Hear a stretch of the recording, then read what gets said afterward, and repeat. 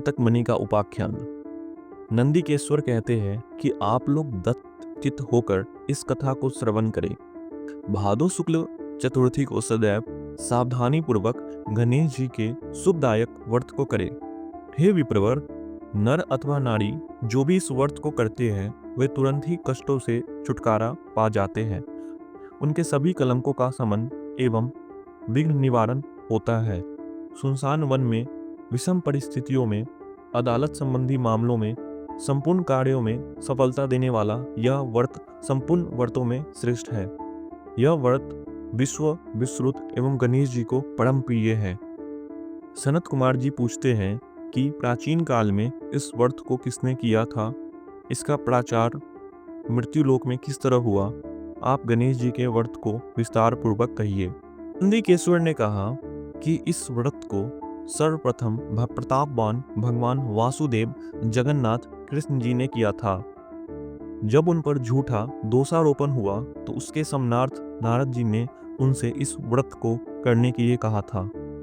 सनत कुमार ने आश्चर्यचकित होकर पुनः प्रश्न किया कि हे नंदिकेश्वर, श्री कृष्ण जी सर्वगुण संपन्न ऐश्वर्य युक्त भगवान है, सृष्टिकर्ता, पालनकर्ता एवं संहारक है, अव्यय, अप्रेमय, निर्गुण एवं सगुण है। ऐसे घटघटवासी भगवान कृष्ण को मिथ्या कलंक किस प्रकार लग गया, यह बहुत ही विस्मयकारी है। हे नंदिकेश्वर, आप इस उपाख्यान को वर्णन कीजिए। नंदिकेश्वर कहने लगे, पृथ्वी का भार हरण करने के लिए भगवान पद्मनाभ विष्णु और हलधर बलराम जी ने वसुदेव के पुत्र रूप में अवतार धारण किया। मगध सम्राट जरासंध के बार बार आक्रमण करने के कारण कृष्ण जी ने विश्वकर्मा द्वारा समुद्र में स्वर्ण निर्मित द्वारिकापुरी बनवाई। उस पुरी में 16,000 रानियों के लिए 16,000 सुंदर महलों को निर्मित कराया। उन रानियों के निवास के उपभोग के निर्मित पारिजात वृक्ष का आरोपण कराया। इसके अतिरिक्त 56 करोड़ यादवों के लिए 56 करोड़ भवनों की व्यवस्था की और अन्य ब्राह्मण, क्षत्रिय, वैश्य एवं शूद्र आदि लोगों के निवास का भी प्रबंध करवाया, जहां जनता शांतिपूर्वक बसती थी। त्रैलोक्य में उपलब्ध होने वाली जितनी भी वस्तुएं थी, सभी का वहां पर संग्रह किया गया था। उस द्वारिकापुरी में उग्र नामक यादव के सत्राजित और प्रसेन नामक 2 पुत्र हुए। समुद्र तट पर स्थित भावों में सूर्य नारायण को प्रसन्न करने के लिए वीर्यवान सत्राजित तपस्या करने लगे। वे निराहार रहकर सूर्य की ओर टकटकी बांधकर आराधना करने लगे। भगवान सूर्य प्रसन्न होकर सत्राजित के समक्ष प्रकट हुए। सत्राजित भी अपने आराध्य के दर्शन से बहुत प्रसन्न हुआ। जित स्तुति करने लगे कि हे तेजपुंज, हे स्वत प्रकाशवान, हे काश्यपे, हे हरिदस्व, आपको मेरा बारंबार प्रणाम है। हे ग्रहराज, हे चंद्रमा को प्रकाशित करने वाले, हे वेद त्रिय स्वरूप, हे संपूर्ण देवों के अधिपति, आपको मेरा नमस्कार है। हे देवराज, आप मेरे पे प्रसन्न हो। हे दिवाकर, आपकी दृष्टि मेरे ऊपर हो जाए। सत्राजित की स्तुति से भगवान सूर्य ने सत्राजित से शांत, गंभीर एवं मधुर वाणी में कहा कि हम तुम्हारे ऊपर बहुत प्रसन्न हैं। तुम्हारी जो अभिलाषा हो वह हमसे मांग लो। हे माँ, हे महाभाग्यशाली सत्राजित, हम तुम्हारी आराधना से संतुष्ट हैं। अब तुम इस सुंदर रत्न को ले लो, यह देवों को भी अप्राप्य है। ऐसा कहकर प्रसन्न मन से भगवान ने अपने कंठ से मणि उतारकर उसे दे दी। भगवान सूर्य ने उसे कहा कि यह प्रतिदिन 8 बार अर्थात 24 मन सोना प्रदान करती है, अतः मणि धारण करने के समय पवित्र रहना चाहिए। हे सत्राजित, और साक्ष्यावस्था में धारण करने से धारक का मरण हो जाता है। इतना कहकर तेजवान भगवान सूर्य वहीं अंतर्ध्यान हो गए। उस मणि को धारण करके सत्राजित ऐसे सुशोभित हुए मानो वो सूर्य नारायण ही है।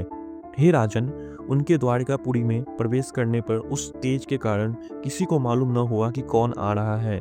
उस कांतिमान मणि को कंठ में धारण करके वो कृष्ण जी की द्वारिका में तुरंत ही चल आए। उस मणि की चमक से देखने वाले ने समझा कि साक्षात सूर्य भगवान ही आए हैं। जब लोगों ने समीप आकर स्पष्ट रूप से देखा तो उनकी समझ में आया कि ये सूर्य नहीं, ये तो सत्राजित है, जो कंठ में मणि धारण करने के कारण सुशोभित हो रहे हैं। सत्राजित ने सत्यजित के कंठ में सैमंतक मणि को देखकर भगवान कृष्ण का मन ललायित हो उठा, परंतु उन्होंने उसे लेने की चेष्टा नहीं की।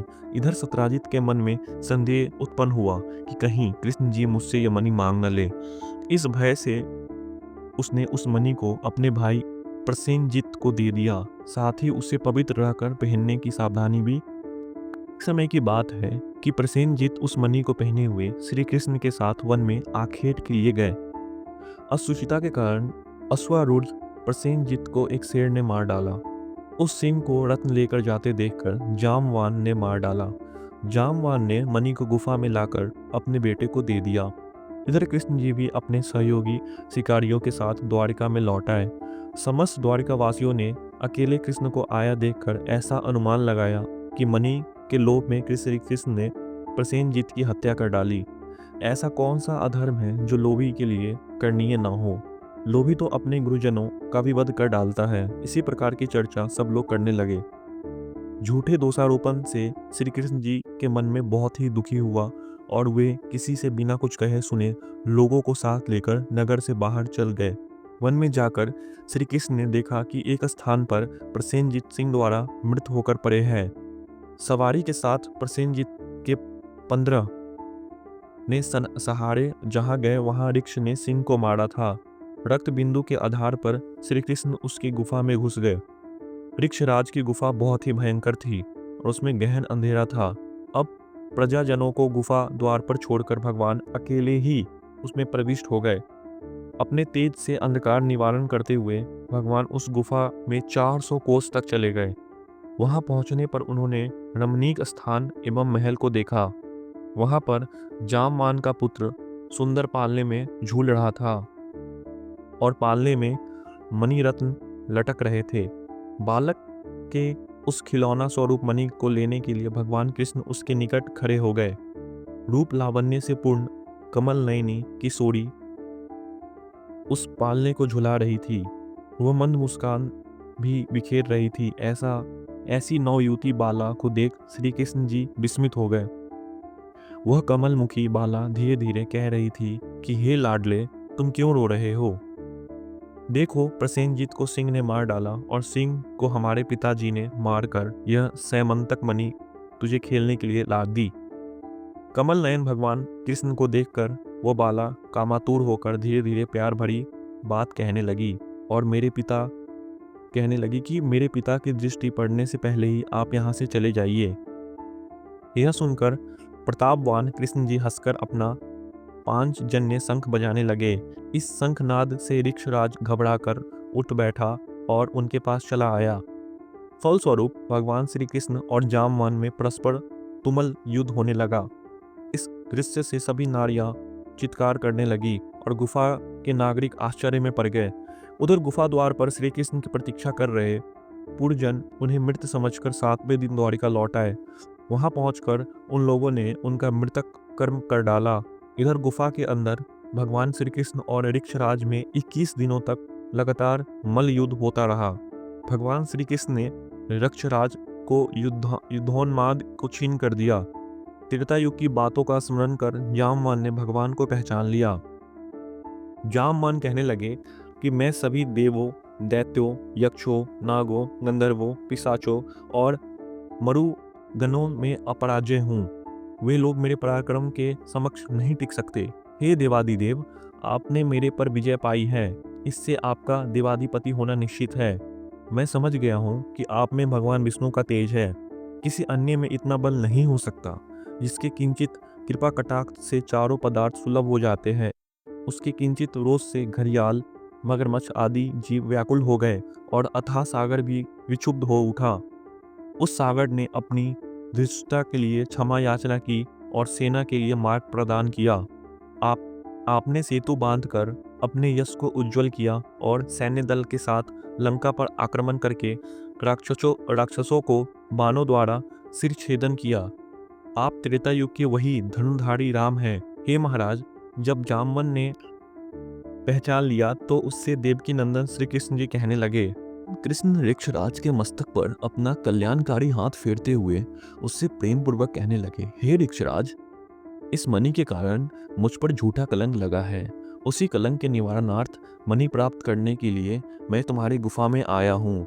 भगवान की बात सुनकर जामवन ने प्रसन्नतापूर्वक अपनी कन्या जामवती की उन्हें समर्पित करके दहेज स्वरूप मणि भी दे दी। भगवान श्री कृष्ण ने कन्या और मणि ग्रहण कर जामवान के दुर्लभ ज्ञान का उपदेश देकर जाने का विचार किया। भगवान श्री कृष्ण के जाने से पहले जामवान ने अपनी कन्या का पानी ग्रहण उनके साथ कर दिया। जामवती के साथ मणि लेकर भगवान श्री कृष्ण प्रसन्न मन से द्वारिका आए। जिस प्रकार किसी मृतक के पुनर्जीवित होने पर उसके परिवार वाले के हर्ष की सीमा नहीं रहती, वही अवस्था श्री कृष्ण को देखकर द्वारिका वासियों की हुई। श्री कृष्ण की धर्म पत्नी के साथ मणि लेकर लौटा देखकर सभी लोग उत्सव मनाने लगे। भगवान श्री कृष्ण प्रसन्न होकर मित्र वर्ग के साथ सुधर्मा सभा अर्थात यादवों की राज्यसभा में आए। वहां उन्होंने मणि के गायब होने और उनके पुनः प्राप्ति की सारी घटना को कह सुनाया। भगवान श्री कृष्ण ने राज्यसभा में उपस्थित सत्यराजित को अपने पास बुलाकर उसे वो मणि दे दी। यादव संसद सदस्यों के सामने मणि देकर भगवान झूठे कलंक के दोष से मुक्त हो गए। सत्यराजित बुद्धिमान थे। मणि पाकर उन्हें लज्जा आई, जिसके फलस्वरूप उन्होंने अपनी कन्या सत्यभामा का विवाह श्री कृष्ण के साथ करा दिया। इसके बाद सतधनवा, अक्रूर आदि दूषित हृदय वाले यादव मणि प्राप्ति के लिए सत्यराजित से शत्रुता करने लगे। एक बार की बात है कि श्री कृष्ण कहीं गए हुए थे। उनकी अनुपस्थिति में पापात्मा सतधनवा ने सत्यराजित की हत्या करके मणि अपने कब्जे में कर ली। श्री कृष्ण के लौटने पर सत्यभामा ने उन्हें सारी बातें बतलाई। एक बार नगर में पुनः चर्चा उठी कि ये कृष्ण भीतर से तो काले अर्थात कलुषित हृदय वाले हैं और ऊपर से सीधे दिखाते हैं। तब भगवान कृष्ण ने बलदेव जी से कहा कि भैया, सतधनवा ने सत्यराजित का वध कर डाला, अतः अब वो मणि के साथ पलायन करने वाला है। सतधनवा ने सत्यराजित की हत्या करके हम लोगों की मणि का अपहरण कर लिया है। वो मणि हम लोगों के लिए भोग्य है, इसमें कोई संदेह नहीं है। यह बात जब सतधनवा को मालूम हुई तो उसने भयभीत होकर मणि को अक्रूर को दे दिया। मणि देने के पश्चात वो एक घोड़ी पर आरूढ़ होकर दक्षिण की ओर भाग गया। इधर रथारूढ़ होकर बलराम और श्री कृष्ण उसका पीछा करने लगे। 100 योजन के बाद उसकी घोड़ी मार डाली गई। तब वह पैदल ही भागा। श्री कृष्ण ने दौड़कर उसे पकड़ लिया और उसका वध कर डाला। मणि के लिए इच्छुक श्री कृष्ण ने रथारूढ़ बलदेव से कहा कि भैया, इसके पास तो मणि नहीं मिली। श्री कृष्ण की बात से बलराम जी ने रुष्ट होकर कृष्ण से कहा, तुमने सदैव से कपट का व्यवहार किया है। तुमसे बढ़कर लोलुप और पापी कोई अन्य व्यक्ति नहीं होगा। जब तुम धन के लोभ में पड़कर अपने सगे संबंधियों की हत्या करने में भी नहीं चूकते, तो ऐसा कौन भाई बंधु होगा जो तुम्हारा साथ दे। तदंतर बलराम जी ने तुष्टि के लिए श्री कृष्ण ने शपथ के द्वारा उन्हें प्रसन्न करने का प्रयास किया। ऐसा मिथ्यापवाद के कलेश को सहन करना धिक्कार है। ऐसा कहकर बलराम जी बड़ार यानी विदर्भ देश की ओर चल गए और श्री कृष्ण के रथ में सवार होकर द्वारिकापुरी वापस लौट आए। कृष्ण के लौटने पर द्वारकावासी पुनः चर्चा करने लगे कि कृष्ण ने अपने बड़े भाई बलराम जी को द्वारिका से बाहर निकालकर अच्छा काम नहीं किया। मणि के लोभ में उन्हें ऐसा नहीं करना चाहिए, ये उचित नहीं था। इसे लोकापवाद के श्री कृष्ण के मन में बहुत खेद हुआ और उनका चेहरा मुरझा गया। इधर अक्रूर भी तीर्थाटन के लिए द्वारका से निकल पड़े। उन्होंने काशीपुर में जाकर यज्ञपति भगवान के लिए विष्णु योग किया। अक्रूर ने उस मणि द्वारा दैनिक स्वर्ण प्राप्ति के द्वारा सभी लोगों को दक्षिणा देकर संतुष्ट किया। नगर में विभिन्न देवों के मंदिर का निर्माण कराया। सूर्य द्वारा प्रदत्त उस मणि को सदैव अक्रूर पवित्रता के साथ धारण करते थे। फलस्वरूप वे जहाँ भी जाते वहाँ न तो कभी अकाल पड़ता था और न व्याधि जनित किसी रोग का प्रकोप होता था। भगवान श्री कृष्ण सर्वज्ञ है, वे सभी बात जानते थे। मनुष्य देहधारी होने के कारण लोकाचार के लिए माया विशिष्टता में अपनी अज्ञानता प्रकट करते थे। देखो तो मणि के कारण भाई बलराम जी से विरोध हुआ। बार बार तरह तरह के अभियोग लगते रहे, अतः इतना कलंक कहाँ तक सहा जाए। श्री कृष्ण की इस चिंता दुरावस्था में ही वहां नारद जी आ पहुंचे। भगवान द्वारा अभ्यर्थित होकर आसन पर सुखपूर्वक बैठकर मुनि नारद कहने लगे। नारद जी ने कहा कि हे भगवान, आप खिन्न क्यों दिखाई पड़ रहे हैं। आप किस चिंता में पड़े हुए हैं? हे केशव, आप संपूर्ण वृत्तांत मुझसे कहें। श्री कृष्ण ने कहा कि हे देवर्षि नारद, मुझे बार बार अकारण कलंक लग रहा है। इस कारण मुझे अत्यंत पश्चाताप है। मैं आपकी शरण में हूँ, आप मुझे चिंता रहित कीजिए। नारद जी ने कहा कि हे देव, आप पर लगने वाले कलंक का कारण मैं जानता हूँ। आपने भादो सुदी चतुर्थी को चंद्र दर्शन किया है, इसीलिए आपको बार बार कलंकित होना पड़ रहा है। नारद जी की बात सुनकर भगवान श्री कृष्ण सार गर्भित वाणी में कहने लगे कि हे देवर्षि नारद, चतुर्थी के चंद्र दर्शन में दोष कैसे लगता है, जबकि द्वितीया के चांद का लोग दर्शन करते हैं और इसका सुंदर फल पाते हैं। नारद जी ने कहा कि स्वयं गणेश जी ने दर्शनीय रूप वाले अर्थात सुंदरतम रूप पर गर्व करने वाले चंद्रमा को श्राप दिया है कि आज के दिन जो लोग तुम्हारे दर्शन करेंगे, समाज में उन्हें व्यर्थ ही निंदा का पात्र होना पड़ेगा।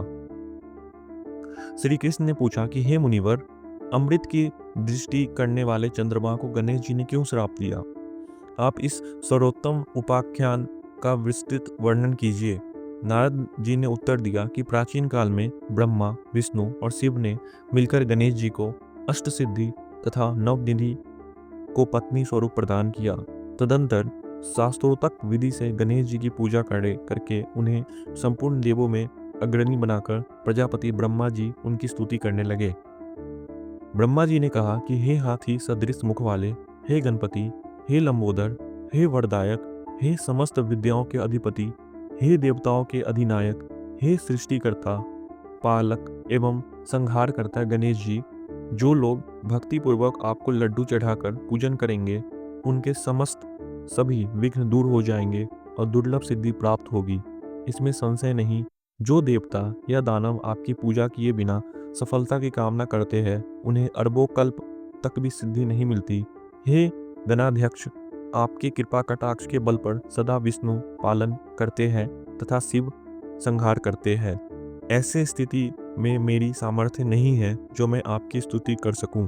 ब्रह्मा जी के मुख से ऐसी स्तुति सुनकर गणेश जी ने विश्व के अधिपति ब्रह्मा जी से प्रेम पूर्वक कहा। इन्हें कहा, हे जगत के रचयिता ब्रह्मा जी, मैं आपकी भक्तिपूर्ण निश्चल स्तुति से अत्यंत प्रसन्न हूँ। आपकी जो इच्छा हो मुझसे वर के रूप में मांग लीजिए, मैं उसे पूर्ण करूँगा। ब्रह्मा जी ने कहा, हे प्रभु, सृष्टि के रचना काल में मुझे किसी प्रकार की बाधा न हो। यह सुनकर गणेश जी ने प्रसन्न मन से मुस्कुराते हुए कहा, ऐसा ही होगा, अर्थात आप कार्य निर्विघ्न रूप से चलता रहेगा। ब्रह्मा जी अभिष्ट वरदान पाकर अपने लोक को चले गए। इधर स्वेच्छा से भ्रमण करने वाले गणेश जी ने सत्यलोक में चलकर अपना अद्वितीय रूप धारण किया। आकाश मार्ग से चंद्रलोक में जा पहुंचे। रूपशाली चंद्रमा ने गणेश जी को ऐसे हास्य योग स्वरूप को देखा जिसमें उनकी लंबी सूप के समान कान, लंबे दांत, भारी भरकम तोंदाला पेट और चूहे के वाहन पर आसीन है। ऐसे विस्मयकारी रूप को देखने से रूप गर्वित चंद्रमा को हंसी आ गई। चंद्रमा के हंसने से गणेश जी कुपित हो गए। उनकी आंखें क्रोध से लाल हो गई। उन्होंने चंद्रमा को श्राप दिया कि तुम दर्शनीय एवं सुंदर रूप वाले मुझको देखकर हंस रहे हो। गणेश जी ने कहा कि चंद्रमा, तुम मद दर्पित हो रहे हो, इसका फल तुम्हें बहुत जल्द भोगना होगा। आज से शुक्ल चतुर्थी के दिन कोई भी व्यक्ति तुम्हारे पापी मुंह को नहीं देखेगा। जो व्यक्ति भूल से भी तुम्हारे मुख को देख लेगा, उसे अवश्य कलंकित होना पड़ेगा। नारद जी कहते हैं कि हे कृष्ण जी, ऐसा भीषण शाप सुनकर विश्व में हाहाकार मच गया और चंद्रमा का मुख मलिन हो गया तथा वे जल में प्रविष्ट हो गए। उसी दिन से चंद्रमा अपना स्थान जल में बनाकर रहने लगे। इधर देवता, ऋषि और गंधर्वों को बड़ी निराशा हुई और वे सब दुखी होकर देवराज इंद्र के नेतृत्व में पितामह ब्रह्मा जी के लोक में गए। ब्रह्मा जी का दर्शन करने के बाद उन लोगों ने चंद्रमा के वृतांत का वर्णन कर दिया कि आज गणेश जी ने चंद्रमा को श्राप दे दिया। तब ब्रह्मा जी ने सोचकर उन देवताओं से कहा कि हे देवताओं, गणेश जी के शाप को कोई काट नहीं सकता है, न तो मैं काट सकता हूँ और न विष्णु इंद्रादि देवता। ऐसा निश्चय जानिए। इसलिए हे देवो, आप उन्हीं के शरण में जाएं, वही चंद्रमा को शाप मुक्त कर सकते हैं। ताओ ने पूछा कि हे पितामह, यह अतीव बुद्धिशाली, हे प्रभु, किस उपाय से गजानन प्रसन्न होकर वर देंगे, आप उस उपाय को बतलाइए। ब्रह्मा जी ने कहा कि गणेश जी का पूजन विशेषतया कृष्ण चतुर्थी को रात्रि में यत्न पूर्वक करना चाहिए। शुद्ध घी में उन्हें मालपुआ, लड्डू आदि बनाकर भोग लगाना चाहिए। स्वयं भी इच्छापूर्वक मिष्ठान, हलवा, पूरी, खीर आदि का भोग लगाकर प्रसाद ग्रहण करना चाहिए। ब्राह्मणों को दान स्वरूप गणेश जी की स्वर्ण प्रतिमा देनी चाहिए। शक्ति के अनुसार दक्षिणा दे, धन रहते हुए कृपणता नहीं करनी चाहिए। पूजन व्रतादि की विधि जानकर सब देवताओं ने देवगुरु बृहस्पति को भेजा और उन्होंने चंद्रमा के पास जाकर ब्रह्मा जी की बताई हुई विधि सुनाई। चंद्रमा ने ब्रह्मा जी की बताई हुई विधि के द्वारा गणेश जी का व्रत एवं पूजन किया, जिसके फलस्वरूप प्रसन्न होकर भगवान गणेश जी प्रसन्न हुए और अपने सम्मुख गणेश जी को क्रीड़ा करते हुए देखकर चंद्रदेव उनकी स्तुति करने लगे। चंद्रमा ने कहा, हे प्रभु, आप समस्त कारणों में आदि कारण हैं। आप सर्वज्ञ एवं सबके जानने योग्य हैं। आप मुझ पर प्रसन्न होइए। हे देवाधिपति, हे जगन्निवास, हे लंबोदर, हे वक्रतुंड, हे गणेश जी, हे ब्रह्मा विष्णु से पूजित, मैंने गर्व के कारण आपका उपहास किया था, इसलिए मैं आपसे क्षमा प्रार्थी हूँ। आप मुझ पर प्रसन्न होइए। हे गणेश जी, जो आपकी पूजा न करके अर्थ सिद्धि की इच्छा रखते हैं, वे वास्तव में मूर्ख और संसार में अभागे हैं। मुझे अब आपके संपूर्ण प्रभाव का ज्ञान हो गया है। जो पापात्मा आपकी पूजा से विमुख है और पूजा से विमुख रहते हैं, उन्हें नरक में भी स्थान नहीं मिलता। चंद्रमा द्वारा ऐसी स्तुति सुनकर गणेश जी हंसते हुए मेघ के समान गुरु गर्जना में बोले। गणेश जी ने कहा, हे चंद्रमा, मैं तुम्हारे ऊपर प्रसन्न हूँ। तुम्हारी जो इच्छा हो वो तुम मुझसे वरदान के रूप में मांग लो, मैं तुम्हें देने के लिए तैयार हूँ। चंद्रमा ने कहा, मेरा दर्शन सभी लोग पुनः पूर्ववत करने लगे। चंद्रमा ने कहा, हे गणेश्वर, आपकी कृपा से मेरे पाप साप दूर हो जाए।